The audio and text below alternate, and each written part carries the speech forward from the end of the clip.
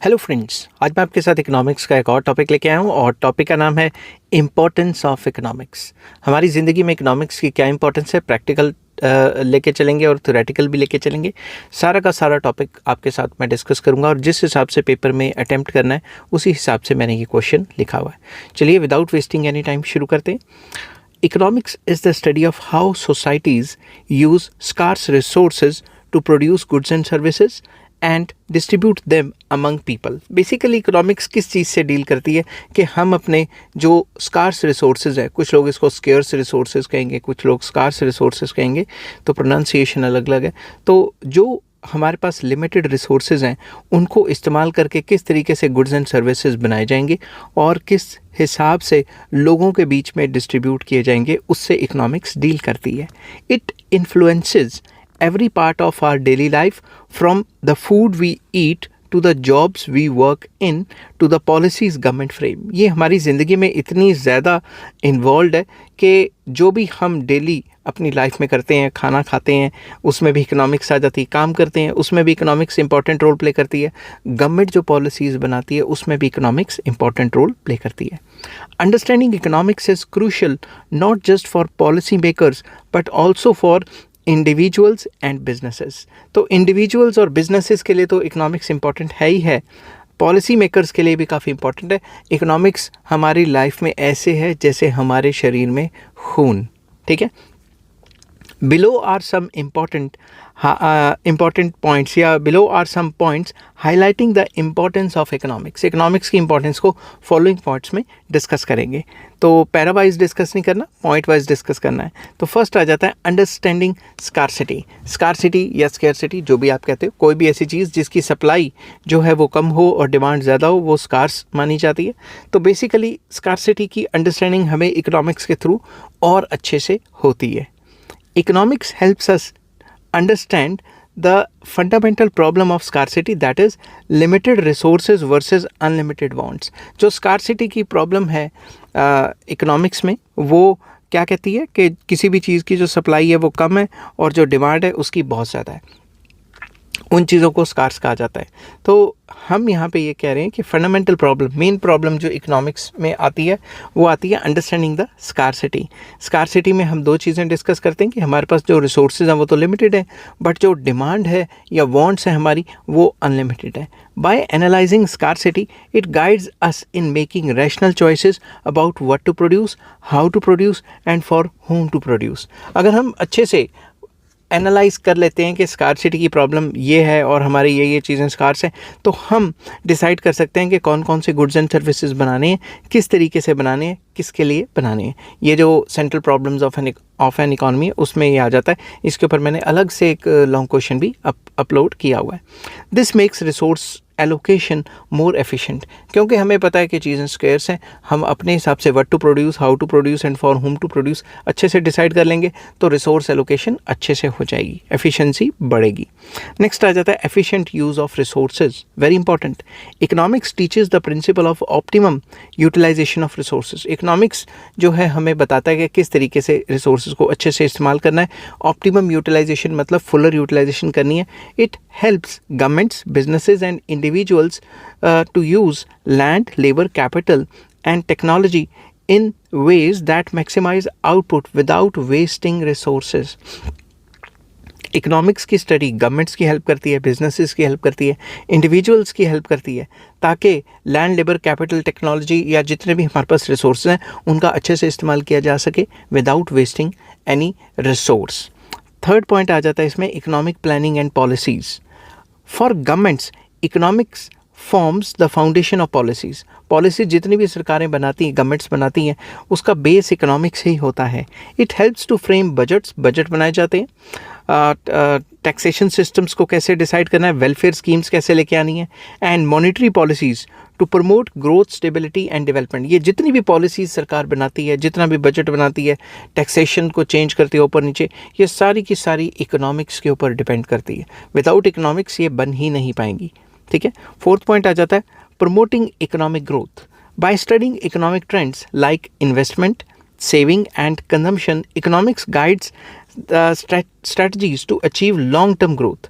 अगर हम स्टडी करते हैं इकोनॉमिक ट्रेंड्स को कि किस हिसाब से इन्वेस्टमेंट ग्रो कर रही है, सेविंग्स किस हिसाब से ग्रो कर रही हैं, कंजम्पशन की ग्रोथ रेट क्या है, तो ये सारी चीज़ें जो इकोनॉमिक्स में आती हैं ये हमें गाइड करती हैं कि किस हिसाब से हम लॉन्ग टर्म ग्रोथ कर सकते हैं अपनी इकॉनमी में। A growing economy raises the employment income levels and overall standard of living. एक अच्छी जो ग्रोइंग इकॉनमी है उसमें इनकम, एम्प्लॉयमेंट, आउटपुट, ये लगातार स्टैंडर्ड ऑफ लिविंग लगातार बढ़ती रहती हैं। नेक्स्ट आ जाता है price determination, very important. Economics explains how prices of goods and services are set through demand and supply forces. Economics में ही तो हमें पता लगता है कि डिमांड और सप्लाई की वजह से किस हिसाब से जो इक्विलिब्रियम प्राइस और क्वांटिटी है वो डिटर्मिन की जाती है, क्योंकि ये सारे इकोनॉमिक्स के कॉन्सेप्ट्स हैं। This knowledge helps consumers, producers and policy makers to understand markets and market trends and inflation. तो ये कंज्यूमर्स की या प्रोड्यूसर्स की या पॉलिसी मेकर्स की हेल्प करते हैं कि किस हिसाब से मार्केट जा रही है और किस हिसाब से प्राइस डिटर्मिनेशन हो रही है। तो जब भी हम प्राइस डिटर्मिनेशन की बात करते हैं तो डिमांड एंड सप्लाई एक इम्पॉर्टेंट इंस्ट्रूमेंट्स आ जाते हैं और वो इकोनॉमिक्स के थ्रू ही हम पता लगा पाते हैं। नेक्स्ट आ जाता है employment generation, very important. Through the supply of labor markets and production, economics suggests ways to create job. Economics में हमेशा सजेशन रहती है कि किस हिसाब से जॉब्स को क्रिएट किया जाए। इसमें लेबर मार्केट की स्टडी करनी पड़ती है, प्रोडक्शन कितनी करनी है वो देखा जाता है, ठीक है। It also helps in understanding employment causes, unemployment causes. Economics में ये भी हम स्टडी करते हैं कि अनएम्प्लॉयमेंट की वजह क्या हो सकती है, किस रीज़न की वजह से अनएम्प्लॉयमेंट आया है, जैसे कि रिसेशन आया है या ऑटोमेशन आ गई है, टेक्नोलॉजी ऐसी आ गई है कि अब कम लेबर चाहिए, या कोई भी इसके जो सॉल्यूशंस है अनएम्प्लॉयमेंट को सॉल्व करने के जो तरीके हैं वो भी बताए जाते हैं। नेक्स्ट आ जाता है रिड्यूसिंग पॉवर्टी एंड इनइक्वालिटीज़ या inequality. Economics study income distribution and suggests policies like progressive taxation, subsidies and social welfare programs. Economics में हम स्टडी करते हैं कि इनकम डिस्ट्रीब्यूशन क्या है, अनइक्वल है, इक्वल है, किस सिचुएशन से हमारी इकॉनमी गुजर रही है कि इनइक्वालिटीज़ की तरफ जा रही है, इक्वालिटीज़ की तरफ जा रही है, और इनइक्वालिटीज़ को सॉल्व करने के लिए अमीरों पे ज़्यादा टैक्स लगाया जाए, गरीबों पे कम लगाया जाए या बिल्कुल भी ना लगाया जाए, सब्सिडीज़ दी जाएँ या वेलफेयर प्रोग्राम्स दिए जाएँ ताकि इनइक्वालिटीज़ कम आ जाएँ। This helps to reduce the gap between the rich and poor and promotes social justice. तो अमीरों पे ज़्यादा टैक्स लगाने की वजह से और गरीबों को जो है वेलफेयर स्कीम्स या सब्सिडीज़ देने की वजह से इनइक्वालिटीज़ कम होती हैं, मगर असल ज़िंदगी में आज तक कम हुई हैं नहीं हुई, ये लगातार बढ़ती जा रही हैं। Next, understanding consumer behavior, very important. Economics explains how individuals make choices to maximize satisfaction within their income limits. Economics हमें एक्सप्लेन करती है कि इंडिविजुअल्स को किस हिसाब से चॉइसेस लानी है, किस हिसाब से कम्बिनेशन चूज़ करने गुड्स एंड सर्विसेज के ताकि उनको मैक्सिमम सेटिस्फैक्शन मिले given their income. Businesses use their knowledge to design products, set prices and forecast demand effectively.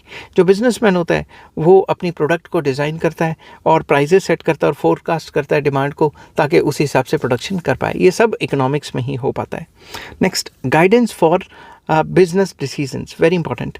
Economics provides tools like cost benefit analysis, demand forecasting and market structure. तो economics में हमें इस type के analysis मिलते हैं कि cost benefit analysis कि भाई कॉस्ट से ऊपर प्राइस मिलेगा तभी बनाने का फ़ायदा है ना। डिमांड फोरकास्टिंग कि ये माल कितना इसकी डिमांड रहेगी फ्यूचर में, उसको हम एस्टिमेट करते हैं। या मार्केट स्ट्रक्चर किस टाइप का है ताकि बिजनेसमैन को गाइडेंस मिले कि ये काम करना भी है कि नहीं करना। These guides businesses in investment decisions, pricing strategies and profit maximisation. तो बिजनेसमैन भी देखता है कि मुझे यहाँ पे इन्वेस्टमेंट करनी है कि नहीं करनी, और प्राइसिंग स्ट्रेटजीज कि भाई अगर परफेक्ट कंपटीशन है तो प्राइसेस नीचे रखने पड़ेंगे, अगर मोनोपोली है तो प्राइसेस हाई भी चल जाएंगे, और प्रॉफिट मैक्सिमाइजेशन किस तरीके से करना है, ये सारा इकोनॉमिक्स का जो है वो सब्जेक्ट मैटर है। Next, controlling inflation and deflation. Economics studies the causes and effects of inflation and deflation. Inflation मतलब प्राइसेस का लगातार बढ़ना, उसके कॉजेज एंड इफेक्ट्स डिस्कस करता है। डिफ्लेशन प्राइसेस का गिरना, उसकी भी जो कॉजेज एंड इफेक्ट्स हैं उनको डिस्कस किया जाता है और सजेशंस भी दी जाती हैं। It suggests monetary and fiscal measures to stabilise the economy and protect citizens purchasing power. तो सिटीजन्स की परचेजिंग पावर को बचाने के लिए इकोनॉमिक्स के अंदर physical policies and monetary policies का इस्तेमाल किया जाता है ताकि इकोनॉमिक सिस्टम्स को स्टेबलाइज किया जा सके, इकोनॉमी को स्टेबलाइज किया जा सके। नेक्स्ट आ जाता है international trade and relations. Economics explains the benefits of trade between nations and importance of globalisation.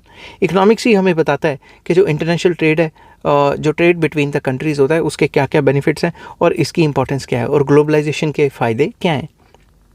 International economics का पार्ट आ जाता है ये।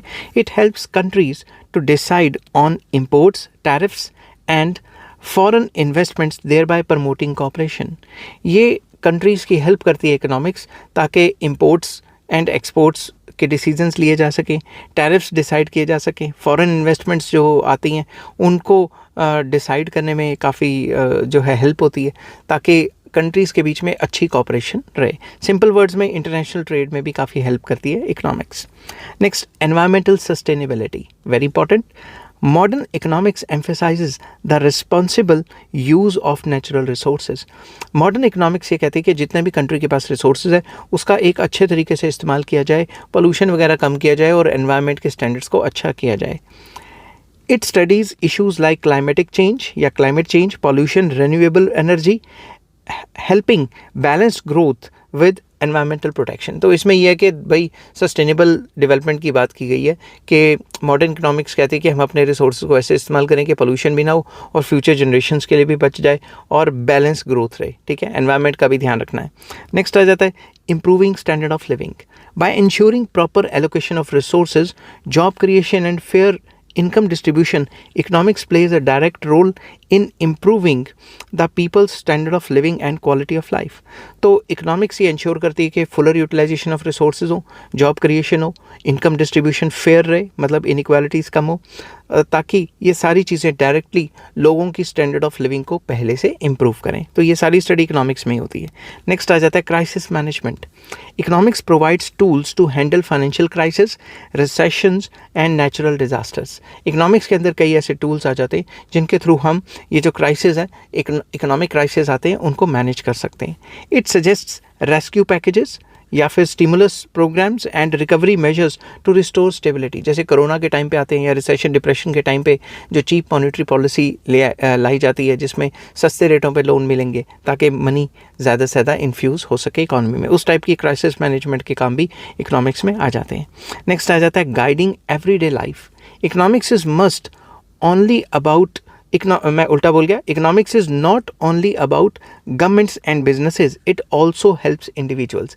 गवर्नमेंट और बिजनेसेस के लिए नहीं है इकोनॉमिक्स, सिर्फ इनकी हेल्प नहीं करती, इंडिविजुअल्स के लिए भी काफ़ी इंपॉर्टेंट है। People use economic principles to budget income, save, invest and make wise financial decisions for their future.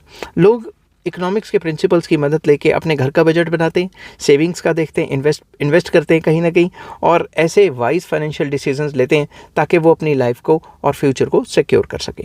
अब इस टॉपिक को कंक्लूड करते हैं। Economics is much more than numbers and charts, it is the science of life management. Basically economics सिर्फ table, charts and जो इस तरीके के नंबर्स हैं उससे रिलेटेड नहीं है। इकोनॉमिक्स लाइफ कैसे चलेगी उससे रिलेटेड है, very important. It guides individuals in personal choices, businesses in profit making and government in policy making. तो ये इंडिविजुअल्स की हेल्प करती है कि वो अपनी किस तरीके से चॉइसेस करेंगे इकोनॉमी के अंदर।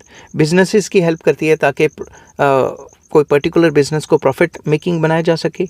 गवर्नमेंट्स की हेल्प करती है कि गवर्नमेंट पॉलिसी मेकिंग अच्छे से करे। Without economics society would lack